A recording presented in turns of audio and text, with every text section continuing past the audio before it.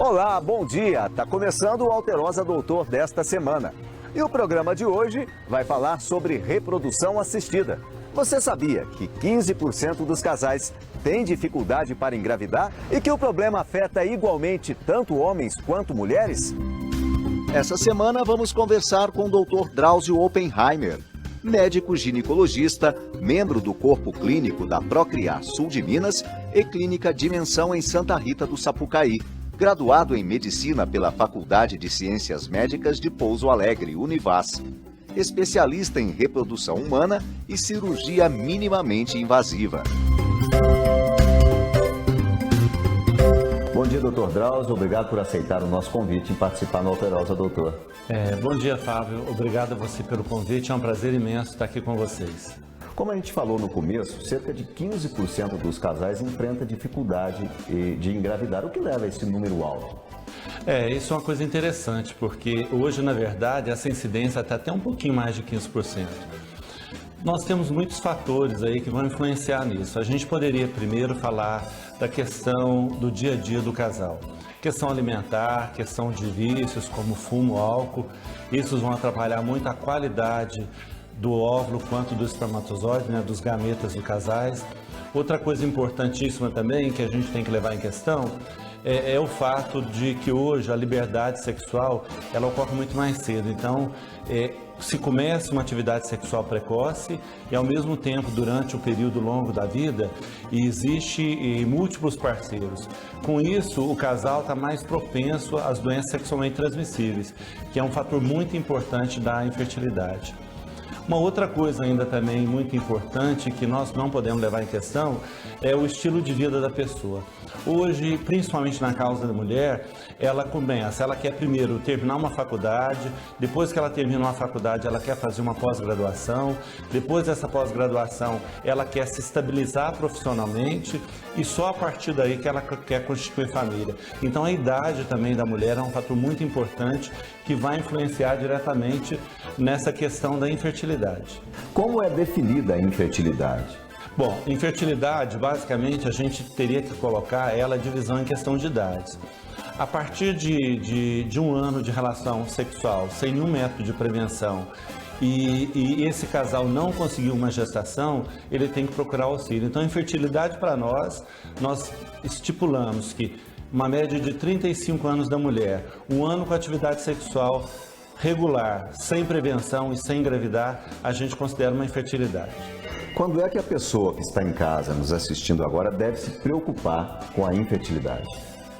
Bom, nós temos aí vários caminhos para se pensar. Primeiro, nesse casal que já está há um ano com relação regular, sem prevenir, uma mulher com até 35 anos, ela deve se preocupar. Nós temos que levar em questão também a parte da idade da mulher. A mulher ela tem uma diferenciação muito grande do homem. O homem, ele já, desde o momento do nascimento até a idade adulta, o envelhecimento, ele produz o espermatozoide. É lógico que chega uma certa época da vida dele, com 50, 60 anos, 70 anos, a quantidade e qualidade diminui bastante. Agora a mulher não, a mulher ela já nasce com o número de óvulos dela. A partir do nascimento, ela já começa a perder isso em grande quantidade. Aliás, quando ela já nasce, ela já perdeu bastante. Então, a mulher, quando ela chega aos 35 anos, a fertilidade dela começa a declinar muito. Então, 35 anos para nós é uma idade de corte, um ano de relação sem prevenir. Mas uma mulher de 36 a 38 anos, ela deve aguardar somente 6 meses. Não mais que isso. E a partir de 40, 42 anos, esse período de aguardo, de relação sem prevenção, sem procurar auxílio médico, deve ser muito menor. Queria que o senhor explicasse para o pessoal de casa a diferença da infertilidade primária e a secundária. Bom, infertilidade primária, então, é aquele casal que a mulher nunca engravidou, nunca teve uma gestação. Então a gente considera infertilidade primária. A secundária é aquela mulher que ela já teve uma gestação, por um motivo ou outro ela perdeu essa gestação, ou mesmo ela teve a gestação até finalizado, tem o filho em casa, tudo, e ela está tentando uma segunda gravidez e não consegue. Aí nós vamos ter vários motivos, né?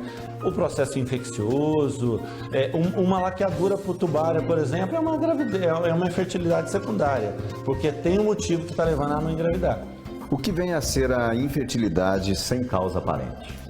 Bom, a medicina hoje ela está muito evoluída. Mesmo com toda essa evolução, nós temos ainda alguns parâmetros que é de desconhecimento da parte médica. Então eu falo o seguinte, a gente tem os motivos de infertilidade de causa feminina, nós temos ainda os motivos de infertilidade de causa masculina, e nesse processo nós temos aí, poderíamos dizer que 40% causa feminina, 40% masculina e 20% estaria entre a infertilidade dos dois. E dentro dessa infertilidade dos dois, nós temos aí uma média de 15% que a medicina ainda não conseguiu detectar uma causa. O que especificamente está levando esse casal a ter essa dificuldade para engravidar? Eu costumo dizer que essa infertilidade sem causa aparente, que a gente não consegue ainda um diagnóstico, é porque a medicina não chegou nesse ponto ainda de se dizer esse diagnóstico preciso. Daqui a alguns anos, essa incidência de 15%, ela vai estar com 10, com 5, e vão surgindo novas patologias, novos motivos e novas alterações que vão se dando diagnóstico para nós. Qual é a evidência que sugere que a paciente não ovule? A parte ovulatória, ela está inclusa aí dentro das infertilidades de causa feminina muito grande. Na verdade, um dos maiores incidências que nós temos, que a gente poderia dizer da parte da mulher, em torno aí de uns 35%, é a questão ovulatória. A questão ovulatória está ligada muito no que muitas mulheres consideram ovário policístico. Mas para nós, dentro da patologia, a gente vai considerar uma síndrome de ovário policístico, que está dentro dessa causa ovulatória. Então a paciente ela vai ter uma clínica. A clínica principal da paciente, o que é? Ela fica às vezes meses sem menstruar. Então, nesse processo, ela acaba não ovulando. Isso, na verdade, é uma disfunção hormonal. E essa disfunção hormonal vai refletir diretamente no ovário dela e essa reflexão no ovário vai levar essa paciente a não ovular. Então, a principal clínica da paciente para nós é o fato dela não ovular. E a não ovulação é o fato dela não menstruar.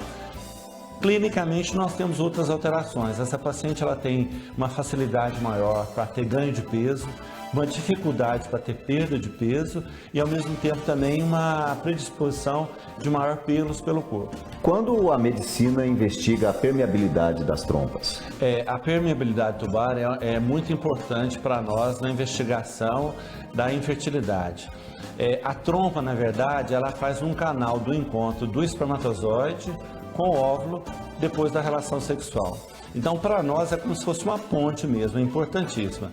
Muitos casos de infertilidade estão relacionados com fator tubário, que a gente chamaria tubo peritoneal.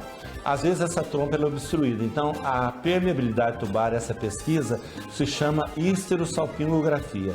É um exame radiológico, é um exame contrastado que faz parte da pesquisa básica da infertilidade, para a gente poder fazer um diagnóstico correto e, a partir desse diagnóstico correto, fazer um tratamento. Infelizmente, é um exame um pouquinho doloroso para a mulher. A gente faz uma pesquisa básica primeiro, espermogramas, a questão hormonal da paciente, uma ultrassonografia, para logo a seguir a gente fazer a pesquisa da permeabilidade tubária, ou seja, a histerosalpingografia. Nós estamos conversando com o Dr. Drauzio Oppenheimer, especialista em reprodução assistida. Daqui a pouquinho nós voltamos a falar sobre fertilização in vitro. Não saia daí.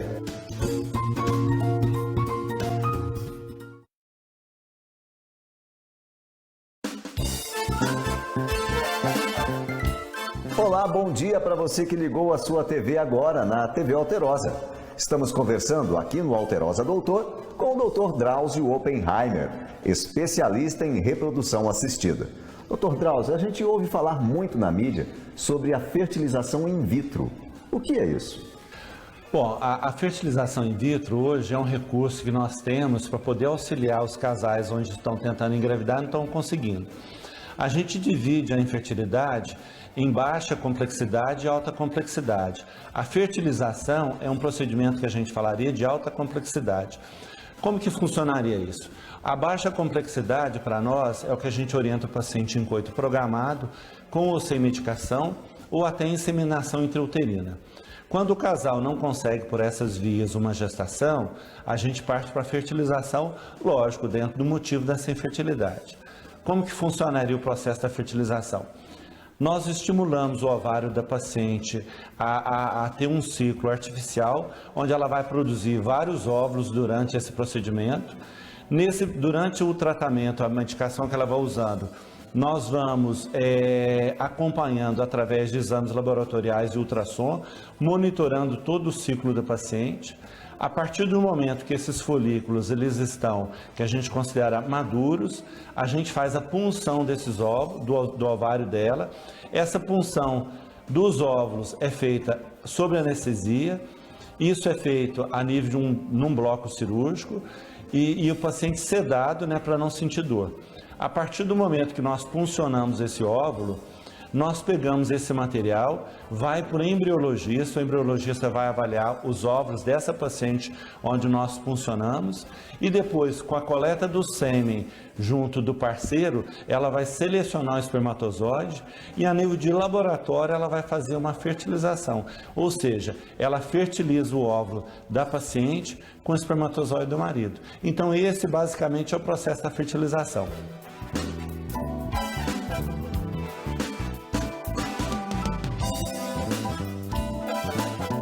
Para as pessoas que estão em casa nos assistindo e estão tentando, né, ter um filho, por quanto tempo elas devem tentar antes de procurar uma reprodução assistida?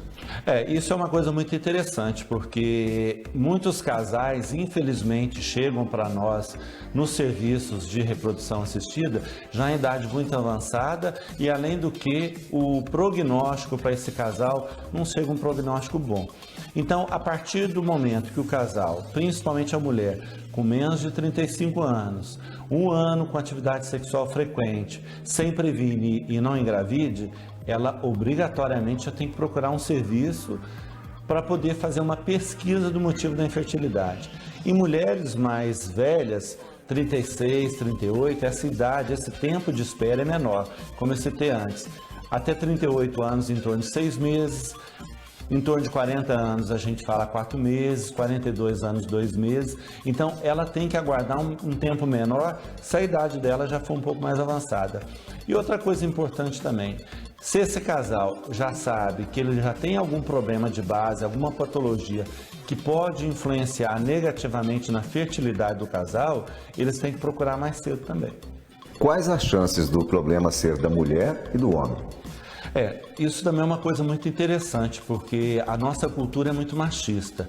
Se colocava, então, que todo problema de infertilidade era de causa feminina, e na verdade não é. A causa masculina, ela está de igual para igual para as mulheres. A gente poderia, em termos de porcentagem, dizer que 40% são de causas femininas, 40% de causa masculina e 20% estaria entre um dos dois, ou mesmo naqueles casos da infertilidade sem causa aparente. Na medicina hoje, quais os tratamentos para a infertilidade e qual deles apresenta melhores resultados? Bom, então a partir do momento que a gente avaliou o casal, que a gente tem um diagnóstico dessa infertilidade, através do diagnóstico, nós vamos ver qual o melhor tratamento para o casal. O tratamento ele vai desde os procedimentos de baixa complexidade, como já foi dito, o coito programado, com ou sem medicação, a inseminação intrauterina e aí a partir do momento também que a gente tem de alta complexidade, que é a fertilização in vitro. Então isso é uma coisa que a gente tem que individualizar, não existe uma receita de bolo. Cada motivo de infertilidade vai ter seu motivo de indicação de tratamento e procedimento adequado, principalmente para a gente ter um resultado positivo. Quais os riscos que a mulher corre durante um tratamento de infertilidade? Os riscos para a mulher no tratamento existem, principalmente aquelas pacientes que têm problema ovulatório, têm uma disfunção hormonal. Por quê? Nós vamos estando dando para essa mulher uma quantidade grande de hormônio. A gente vai estar estimulando o ovário dela a produzir vários folículos e vários óvulos. Então, a partir do momento que ela está trabalhando com uma carga hormonal no organismo dela grande, ela vai ter alguns riscos. Isso é um risco relacionado à parte da medicação.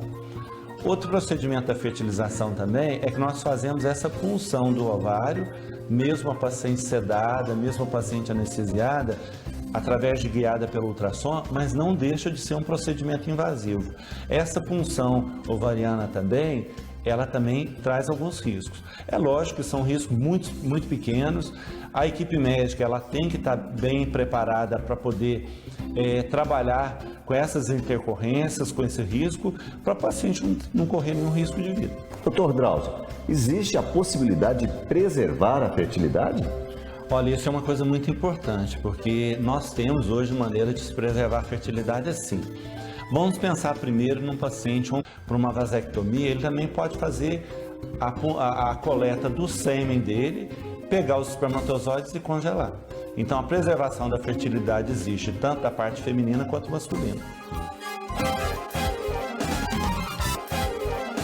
O Alterosa Doutor faz um rápido intervalo e volta já já com o Dr. Drauzio falando sobre a infertilidade masculina e feminina. Até já!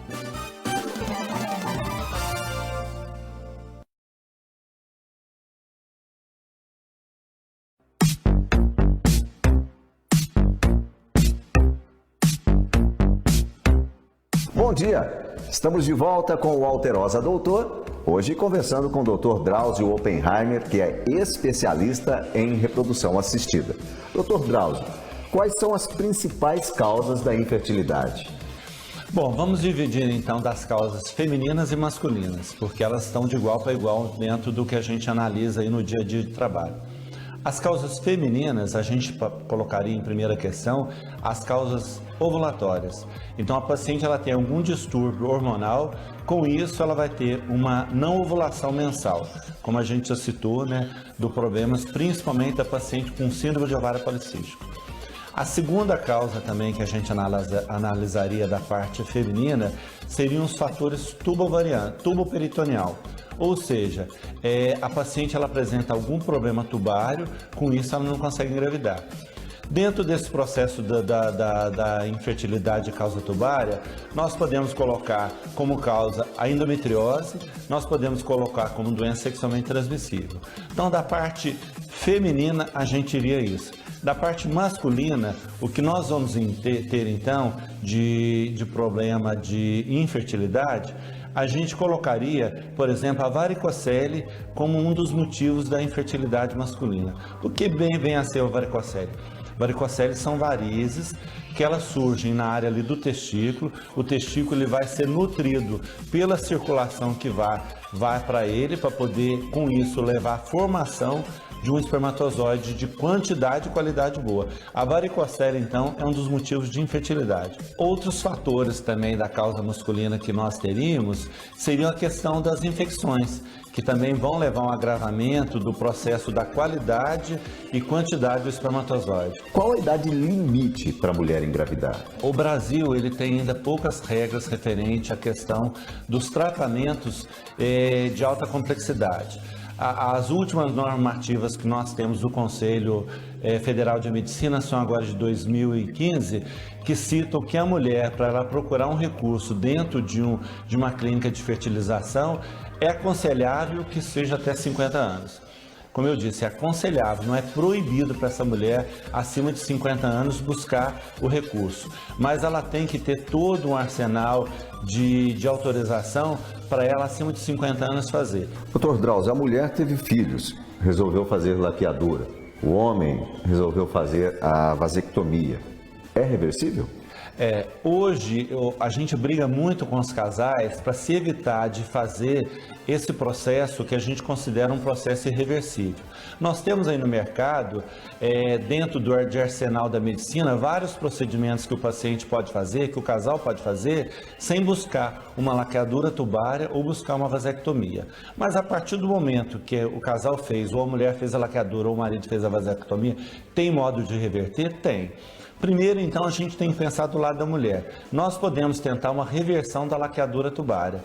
Essa reversão, ela vai depender principalmente da técnica que o médico que fez essa laqueadura realizou. Existe maneira de se fazer a laqueadura tubária que são irreversíveis, não tem jeito. É a mesma coisa a vasectomia. Existe a maneira de se fazer a reversão da vasectomia, mas vai depender muito do tempo que esse homem fez a cirurgia e da técnica que foi feita. Mas se das duas coisas não tiver maneira de reverter cirurgicamente, a fertilização para a mulher é uma técnica indicada, porque nós não vamos precisar da trompa da paciente para ela poder engravidar novamente, e no mesmo caso da parte masculina. O homem, mesmo tendo feito a vasectomia, ele continua tendo a produção de espermatozoide. Então nós podemos fazer uma punção no epidídimo, nós podemos fazer uma microcirurgia no testículo desse homem e com isso fazer a captação do espermatozoide para que seja feita a fertilização in vitro. Então existe recurso para os dois. O uso de anticoncepcionais via oral por um longo período pode causar a infertilidade? Na verdade, o contraceptivo, ele é utilizado em muitos problemas de infertilidade, como a gente até citou a questão da síndrome do ovário policístico. Quando o paciente tem essa disfunção hormonal, o anticoncepcional vai até ajudá-lo. Então não é verdade que contraceptivo é motivo de infertilidade. Mulheres e homens atletas que exercitam demais podem ter algum problema para se reproduzir? Pode. Na verdade, assim, a gente até indica que o casal que esteja querendo engravidar, ele tem uma vida saudável. Essa vida saudável vem desde a parte da alimentação, como da parte da atividade física também. Então, uma atividade física leve ou moderada é muito indicada. Se uma paciente, por exemplo, ela está acima do peso, além de que durante a gravidez, ela ter essa gravidez no peso normal vai ser muito mais saudável, ela não vai correr risco de diabetes gestacional, hipertensão na gravidez. Então só vai trazer auxílio à atividade física e principalmente ela ter essa perda de peso. Agora, o excesso da atividade física também, ele vai fazer um bloqueio que a gente chama na parte do eixo hipotálamo, hipófise e gonadal, no caso do ovário da mulher e no caso do testículo do homem. Com isso vai levar uma disfunção hormonal e essa disfunção hormonal ela pode levar sim um quadro de infertilidade. Mas como foi dito, tem que ser atividade física em excesso. Doutor, e quando um casal apresenta um quadro de ótima saúde e não consegue engravidar, qual o tratamento mais indicado? Eu acho que é importantíssimo para esse casal, primeiro, fazer essa investigação. Então, nós temos as investigações todas aí para a gente poder dar um diagnóstico. E grande parte dos casais chegam à clínica com saúde boa, sem nenhum problema grave, sem nenhuma patologia de base. Mas a gente vai fazer a investigação, a gente vai descobrir. Às vezes, a gente chega até naquele caso das infertilidades sem causa aparente, que infelizmente a medicina não nos dá ainda um diagnóstico preciso para a gente poder concluir o diagnóstico, mas o tratamento existe, ou fazer uma inseminação, ou mesmo fazer uma fertilização in vitro. Então, esse casal que não tem um diagnóstico correto, não que ele não tenha um tratamento, o tratamento existe e nós estamos aqui para poder resolver esse problema. Existem casos onde a dificuldade de fertilização pode ser influenciada pelo ritmo de vida, alimentação, estresse ou algum outro fator do ambiente? Com certeza. Eu acho que assim, o casal que está procurando a gravidez, a mulher ela tem que pensar do organismo dela tá tendo um funcionamento adequado. Esse funcionamento adequado vai depender muito da alimentação, uma atividade física moderada, não ter o excesso de álcool, não ter o excesso de fumo, né? Ou mesmo o uso de anabolizantes. A gente falaria principalmente da parte do homem.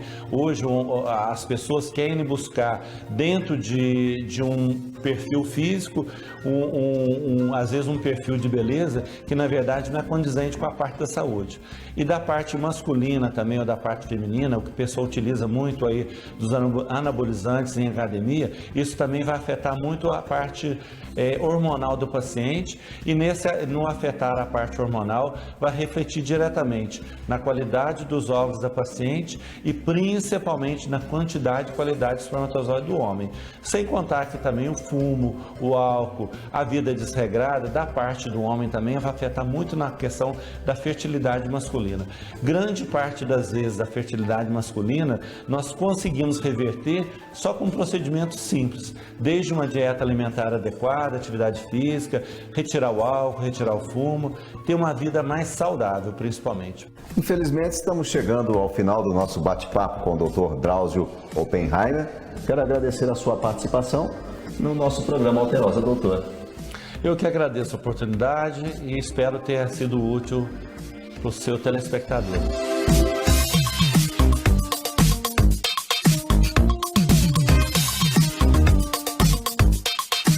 Bom, gente, chegamos ao final do Alterosa Doutor desta semana.